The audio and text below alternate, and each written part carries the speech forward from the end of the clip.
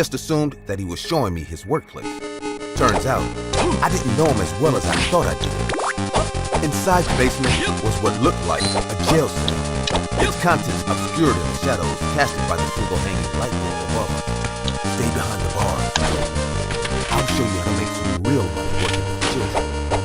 I didn't know what the hell he meant by that, but I did as he told me and waited behind the bars as he descended into the darkness. Moments later, the cell lit up and I was able to see what was in it for the first time.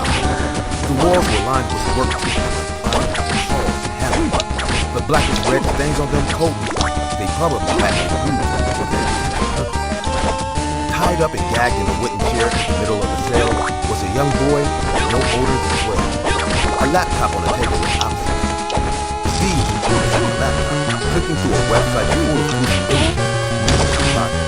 He was in a clown costume, but not the one he used to kill. It was a cheap one-piece clown suit, covered in blood stains, and instead of proper makeup, he wore a hideous rubber mask that showed a twisted image of what a clown really should have been. He looked exactly like the kind of scary clown that was putting me out of a job. My eyes blinked to the title. My body frozen in shock about the sterility of it all. He held up a single finger to the lips of the clown mask and let out a soft. I complied, not wanting to test his patience with him in that scary-ass outfit. Part of me still wanted to believe that this was all one bad joke he was pulling, that I could give him shit for later. He turned the webcam of his laptop on and started a live stream on the website that immediately received over 1,000 live viewers. When the camera light turned red, he stepped back and smiled at the camera. Hey guys, it's your favorite clown, Sal the Sadist, here to put on another show for your enjoyment. He walked over to the tied-up boy and gripped him tight by the shoulders. Today's guest is Little Larry. Now, Little Larry's been a bad boy. He's been His friends' parents are very cross with him, so they kindly suggested he be our guest today. The live stream chat immediately exploded with messages condemning the boy to death for being a woman. Someone stop him. Say hi to your fans, Larry. Steve yanked the sock gag out of the boy's mouth. Let me out of here! Tears streamed down his eyes. A donation of over $1,000 popped up on the live stream chat. Attached to it was the message, "Rip the crybaby's eyes out." Unable or unwilling to process what I was seeing, I could only watch in disbelief as the man I thought was my friend took a pair of pliers from the walls and used them to tear one of the boys. Oh shit. The eyeball came out perfectly intact, though the red connective tissue behind it had been torn out. I'd seen enough. I dashed into the jail cell. I knew I couldn't take Steve on in a fist fight, but I was fast thanks to all the acrobatic tricks I did for my clown. Before he could react, I grabbed the hammer from the wall and knocked him over the head. It was pain in my heart to see the look of shock and betrayal in his eyes, but I couldn't just let him kill a little boy right in front of me. As he lay disoriented on the ground, I untied the boy from the chair and carried him out of the house as quickly as I could. Once we were a good distance away, I called the police. When the police got there, they found Steve unconscious from the blow I landed on his head and the dark web live stream still on. When a police officer went to turn it off, he found an entire dark web archive of Steve in his Sal the Sadist clown costume, torturing children for the entertainment of sickos around the world. Steve was arrested, and once news of the killer clown who kidnapped kids to kill them got around, nobody in my area trusted around. I lost my apartment, my best friend, and my life. To this day, I regret ever telling Steve to become a clown and giving him the opportunity to kidnap me. I am still in shock after this incident, but I feel that sharing this incident is important. I am Mama. I live in a small town in West Virginia. Our town people are often nice to each other, and there's hardly any disturbance here. I often go out with my friends after school. Being a high school teenager is tough, especially when you're looking for adventures, which are hardly possible in our boarding town. Our school is located near the woods. One day after school, my friend Joe and I were sitting at the school grounds. Suddenly, Joe pointed out the woods and said, "Look, isn't that Tim?" I followed his eyes and saw my friend Tim coming out of the woods and walking towards him. I was a bit surprised to see him going in there. As he came close to us, I saw his eyes were red and realized he was high. I asked him, "What are you doing there?" Tim replied in a sensual tone, "Having fun?" Then started to laugh. Joe asked him, "What did you have, dude?" Tim smiled and showed us some wheels in a small plastic pouch and said, "I just met a guy last night. He is selling some really good stash, you know. I went to get some more from him today." This wasn't a very alarming thing to react to because I have also smoked pot with my friends. But I was worried about Tim, seeing this complete stranger in secluded spots to buy drugs. It just was like, oh. I said in a worried voice, "Do you know this guy? Isn't it a bit unsafe to meet him at secluded spots?" Tim made fun of me and said, "Well, people can't buy drugs from a local shop." And Tim and Joe started laughing at me. They have been good friends, so I didn't mind their little jokes. We all headed home, and the day went like usual. I was sitting in my room trying to study when I received a text from Joe. The text reads, "Tomorrow, barbecue dinner at my house. Already told Tim. See you tomorrow." As I already said, we live in the same town and our houses were near to each other, so our family was close enough. I told my mom about the dinner invitation to Joe's house, and she agreed. Tomorrow was Saturday, so I was excited to have some fun with my friends. The next day, I got ready and went to Joe's house with a homemade pie made by my mom to offer them as a gift. Joe's family arranged a barbecue in their backyard. We three sat down on the corner and started eating roasted meat. Joe's parents were busy on their own, so it was just the three of us chilling out in the backyard under a sky full of stars. We were talking about school gossip and stuff when Tim said, "I'm going to meet that man again tomorrow night. He said he has got some really good stuff." Joe said, "Dude, meeting a drug dealer in the woods? That too at night? That's risky." Tim replied in a careless tone, "No, this time he asked me to meet him under the Colchester overpass around 7:30 p.m. Joe and I looked at each other with a pale face. Joe said in a highly surprising voice, "Wait, do you mean you are going to wait alone at night under the Bunnyman Bridge?" Tim started laughing in a mocking way and said, "Oh God, please don't be so dumb. The Bunnyman is just a made-up story to scare kids." The Bunnyman is an urban legend that originated from two incidents in Fairfax County, Virginia in 1970, but it has been spread throughout the Washington, D.C. area. The legend has many variations. Most of them involve a man wearing a rat costume who attacks people with a bat or a hatchet and stabs them to death. Most of the stories occurred around the Colchester Overpass, a southern railway overpass which unfortunately lies in our town.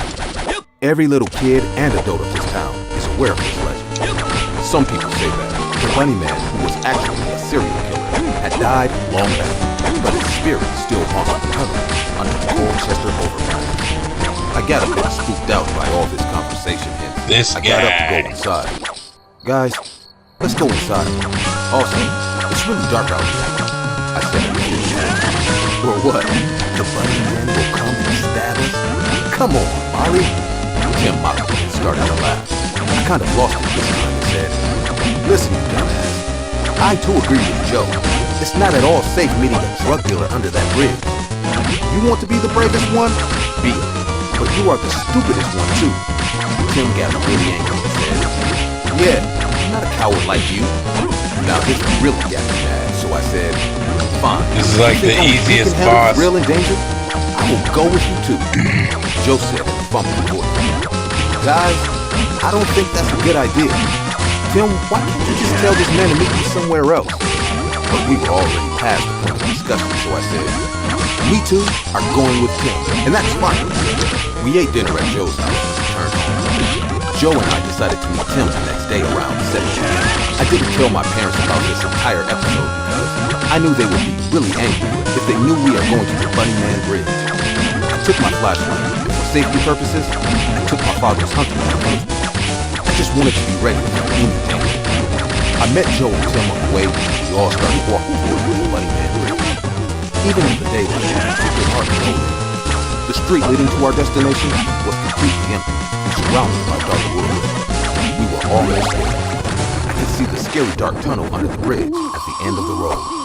Tim looked at me and said in a funny voice, "Feeling scared, Molly?" I said in an irritated voice, "Get your things quickly and let's just get this over with." Tim called that man and said, "Hey, we have reached. Where are you?" I don't know what the man said from the other side of the phone, but Tim told us that he is on his way and we have to wait for a minute or two. We walked towards the tunnel and stood there. The bridge was over our head and the tunnel was really dark. There was no sound except the sound of wind and crickets chirping all around. We stood like that for a few minutes, but the man was nowhere to be found. Joe said in a pissed off tone, "Where is your guy, Tim? Call him and tell him to come soon. You can't wait here all night." Tim said in a word, "You two wait here. I will go and check the road." Joe and I stood there like before, Tim went away from where we came. After 5 more minutes, Tim came back and said, "The man is still on his way." Joe said in a loud voice, "Fuck you, Tim, and your staff guy. Let's go, Molly. There's no point in waiting here. This place is freaking me out." I was fucking annoyed too with Tim's jokes. I said, "What a waste of time." As we were about to get out of the tunnel, a terrifying scene took place. A man dressed in a bunny costume came out from the bushes at the side of the tunnel and blocked our way. He was standing at 5-6 hands distance from us. A spine-chilling sensation made my heart skip in my throat. Joe started to breathe heavily. He said in a panicked voice, "Is this real? This can't be. There's no such thing as ghosts." I had no idea what to do. We couldn't come out of the tunnel without facing it. Tim started to scream too. Suddenly, the bunny man lifted his right arm, and I saw a sharp axe-like weapon in his hand. He made a squeaking sound as if our fear was entertaining to him. I was scared and sweating like a horse just when I remembered I have my father's knife with me. I took out the knife as quietly as possible and muttered to myself, "If you are a creepy guy in a bunny costume, then you are not getting out of this tunnel alive either." The man then started to sprint towards Joe, and Joe screamed out of shock and fear. As soon as he jumped on my friend with his weapon, I grabbed him from behind and started to stab him with my knife. With the first strike, the bunny man screamed in pain. I could feel his blood on my hands and knew I had stabbed him real deep. This is where the ultimate horror took place. Tim ran to me like a maniac and said, "Oh my God, no, stop, Molly, stop!" He freed the bunny man from my grasp and pushed me away. The bunny man fell on the road and started to moan and grunt in terrible pain. Tim took his bunny head off, and Joe and I were stunned and shocked. It was a guy from our school. His name was Charlie. I cried out loud, "Charlie, what the hell are you doing here at this time?" But Charlie started to pass out in pain. Without any more delay, we rushed him to the hospital. Our parents came, and so did Charlie's parents. We were all punished and scolded heavily, especially Tim. Tim told Charlie to dress up in a bunny costume and wait in the bushes around Colchester Overpass. Tim wanted to scare us by using Charlie so that we don't suspect his fake prank and end up believing that the bunny man ghost still exists there. Charlie got 12 stitches on his stomach, but somehow he got saved. We were grounded for a month, and Tim's parents sent him to a boarding school. A little prank ruined all our lives. I will never be able to get out of this trauma that I stabbed an innocent person out of a feat of shock. I traveled to find myself after college. It's a tale as old as time.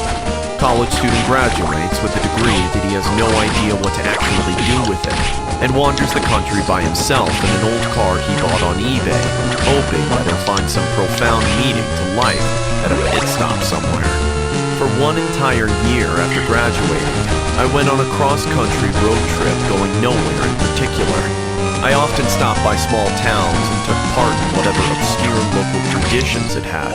Pie baking contests, annual dance festivals, weird delicacies anyone else in America would consider disgusting, that sort of thing. Though they were all from the same country, it was interesting to see how different they all were from one another.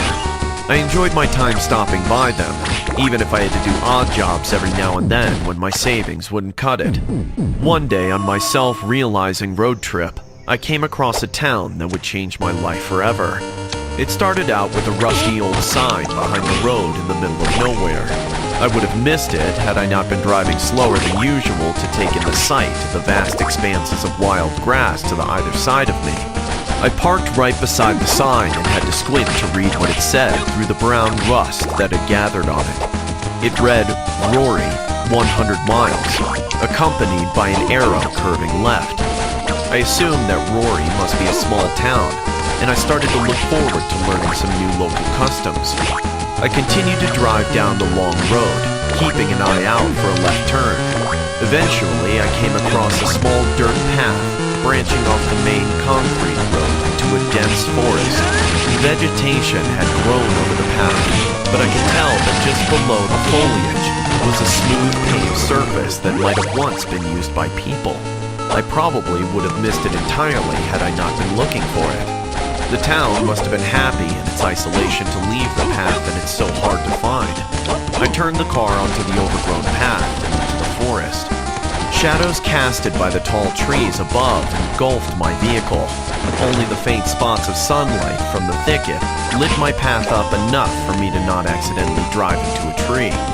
After about an hour or so of driving over crunchy leaves, I finally reached the end of the path. In front of me was a small town with short, boxy buildings flanking either side of its roads. On the surface, it looked like all the other towns I'd visited since starting my trip. And yet, something about it felt off as I drove through it. I quickly realized what it was. The place was way too quiet. Usually, when I rolled into a new small town, I'd at least get a look or two from a local wondering what the banged-up car was doing in their town. But here, there wasn't even anybody outside doing anything, and I couldn't see anyone in the buildings through the windows either. At that moment, I knew I'd either stumbled into a town full of introverts or an abandoned one. I held out hope that it might just be a quiet day for the town, and drove to a building with a hotel sign in front of it. My car was the only one in the eerily empty parking lot. I pushed open the door to the little hotel. Like the rest of the town, there was no one to be found. The receptionist desk sat empty, and nobody came when I rang the bell on it. I knew at that point that the town must have been abandoned by its residents, though for what reason I still couldn't tell. After only a moment's hesitation, I swiped a key from the key rack behind the receptionist desk and went to the room it was for. While I didn't relish the thought of squatting in an unoccupied building, I was itching for a comfortable bed to lie on after spending the past few nights in my car. The door to the hotel room creaked open with a loud squeak. I looked inside hoping to find a bed to rest on for the night. Although the room seemed well kept enough, I knew I wasn't going to be sleeping on the bed anytime soon when I saw it. Some sort of red mold was staining the white sheets of the bed, and the smell was unbearable too, like roadkill that had been left to rot. I gagged and closed the door before going back to the front desk to get a key for a different room to sleep in. But when I did, I was met with the same exact problem in the new room. The same pungent red mold that had covered the sheets of the first room was on the cushioned chair of the new room I picked. The smell was also just as terrible, and once again, I went back to the front desk to get the key for a different room. I found the same red mold in every single room I entered in the hotel. Sometimes on the chairs and sofas, most of the time on the beds. I was about to give up after checking the 10th room when something on the moldy bed caught my eye. Something that glinted in the golden sunlight that shone past the closed curtains. Holding my breath, I approached the bed to see what it was. My eyes widened when I saw a gold diamond ring on top of the red mold. My body moved before I could think twice. I tried to pick up the ring, no longer caring whether I touched the mold or not. The moment my fingertip touched the red mold, I felt a burning pain shoot through it and into my arm. I let go of the ring and took a step back. I suddenly didn't want the ring or to stay in the town anymore. I ran out of the hotel and back into my car. I grabbed the first aid kit I kept in the glove compartment and poured rubbing alcohol over where I'd touched the mold. The moment the alcohol touched my skin, a searing pain erupted in my fingertip. Upon closer inspection, I could see that my fingertip had developed a bloody blister that bulged out of my skin like a bulbous water balloon. I gently poked at it with my other hand, and the blister instantly burst at the slight pressure. The blood from the blister splattered all over my hands. I felt a burning sensation whenever the blood touched my skin. I scrambled to wipe them off with the towel, but realized with horror that they wouldn't come off. The blood had permanently seeped into my skin, turning into reddish sores that looked eerily similar to the red mold I encountered in the hotel. 13 years I've been playing this game. Since then. On and off. I didn't just play regularly. Every day I could feel the sores that now cover my arms, eating away at my flesh. But I've been playing it for a while. My arms are little more than skin and bones now. I'm sure that it'll soon eat at my bones in time as well. I felt a burning sensation whenever the blood touched my skin. I scrambled to wipe them off with a towel, but realized with horror that they wouldn't come off. As I returned to the road in search for help, I pray that I have not accidentally doomed the rest of the world to the same fate as that abandoned town. My grandma had this weird ability to see things before they even took place. For example, she used to wake up every morning and put dog food on her porch. When we asked her why she was doing it, because we didn't have a dog. Why? That week, for my birthday, our neighbor gifted me a puppy. Incidents like this didn't bother us much in the beginning, but as time passed, our foretelling habits started to scare us.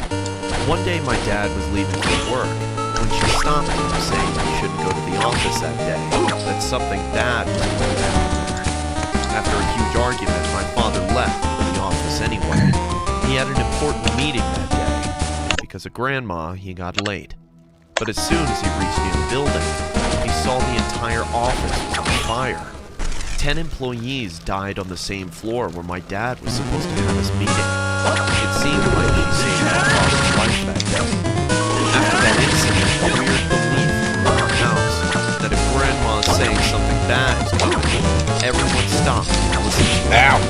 My mom lived in fear around her. I didn't know how my grandma did it. Out of curiosity, when I finally asked her how she could tell what was going to happen, she said, I asked her who these people were, to which she never gave an answer. She smiled and walked away. We never discussed her abilities with others, because we feared the townspeople would call us weirdos. And some things are pretty secret. Even though we all tried our best to keep this underground, we couldn't at one time. I was 8 years old. My dad is the local sheriff, hence everyone knows my family quite well. One day I went to buy firecrackers and some decorations with my mom for the celebration of Independence Day. We were roaming around the shops when I heard a familiar voice behind me. Gina, here! I turned around and saw that it was my Aunt Elena. She lives across the street and is also a good friend of my mom's. My mom smiled and she came over to talk to us. Already started prepping for the 4th of July, huh? Me and Minnie are on the side of this. Hey, Minnie, how are you? I'm good, Elena.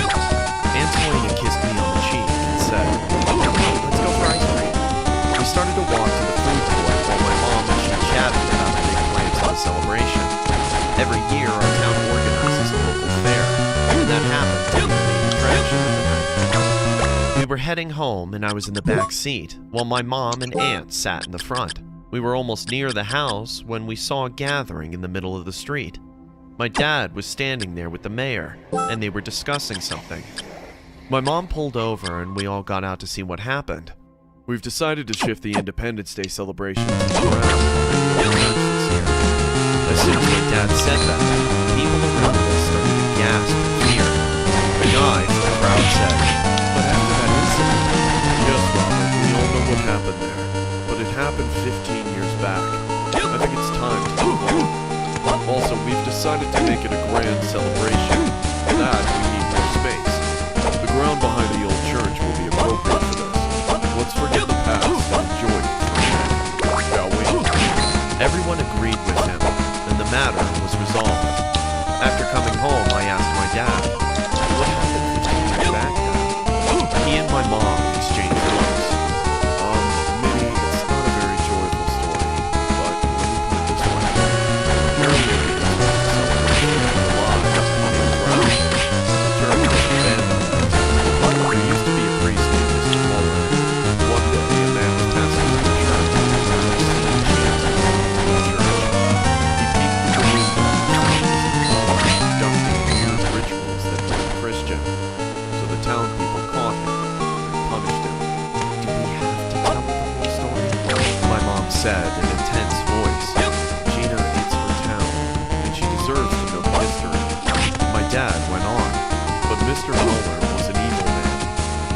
everyone said we would never be able to have any kind of celebration in that land. He claimed that area was his land.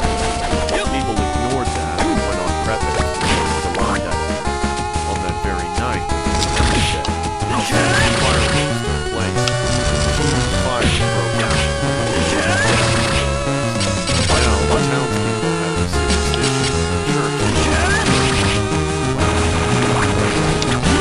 My mom said. What happened 15 years back was nothing but an accident. A tragedy. That's all. Everyone went to bed after a quiet dinner. Surprisingly, Grandma didn't say a single word. Over time, the town started to buckle up for the grand celebration. People put up stalls and games on the church ground. I visited the place with my dad a couple of times, and with all the colors and decoration, the ground didn't give any negative vibes to me.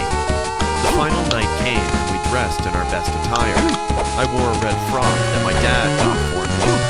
We hopped into our car and started for the church ground. When we reached there, I felt like I had come to a fairyland. It was indeed a grand celebration. The fair was filled with people laughing and joy, kids who were running here and there. My mom and dad got busy with the local committee, so I went to get a cotton candy with my grandmother. The cotton candy stall was in the corner of the ground. From there, the abandoned church building was visible behind the bushes. As soon as we reached there, I saw Grandma's face turning pale. She stood like a statue and kept staring at the church. What is it, Grandma? It's going to happen again. We shouldn't be here. It's going to happen again. What are you saying, Grandma? I have to find your dad. Oh, damn I it. must tell him. My dad was helping in the fireworks preparation. I saw Grandma disappearing into the crowd, looking for him frantically. Before I could act on what just happened, my friends came and dragged me I'm towards the gonna game cheat zone. I was a child, so to have by fun, doing and this. let it go. I didn't understand the gravity of Grandma's words back then. The celebration grew bigger. Everyone got louder. I was enjoying myself with my friend when suddenly my mom came to me and said, "Minnie, where's Grandma?" Dad, she was weird. My mom didn't wait to hear more from me and started looking for her in a panicked mode. After a time, the mayor announced to begin the fireworks. Just when a spine-chilling scream took place. "No! You won't take my people this time!" We all followed the voice and saw Grandma standing near the cotton candy stall and warning someone with wide eyes. But we didn't see anyone there except the abandoned church building. "I won't let you this time, Mom. This must end today." The entire fair went quiet, and everyone kept looking at her with frightened eyes. My dad rushed to her and said, "Mom, what are you saying?" "Paul, we must leave this place. If you light the fireworks, none of us will live to see the sun come up. He wants us all dead." "What rubbish are you speaking? You're scaring me. Stop it." No, you have to believe me, please. Paul, let's listen to her. Maybe she can see things. Oh, stop it, Jenna. Don't make this more difficult for me. My dad didn't listen and addressed the crowd, saying, "Light up the fireworks. She's just not feeling well. Everything's all right." The fair once again became alive with laughter and joy.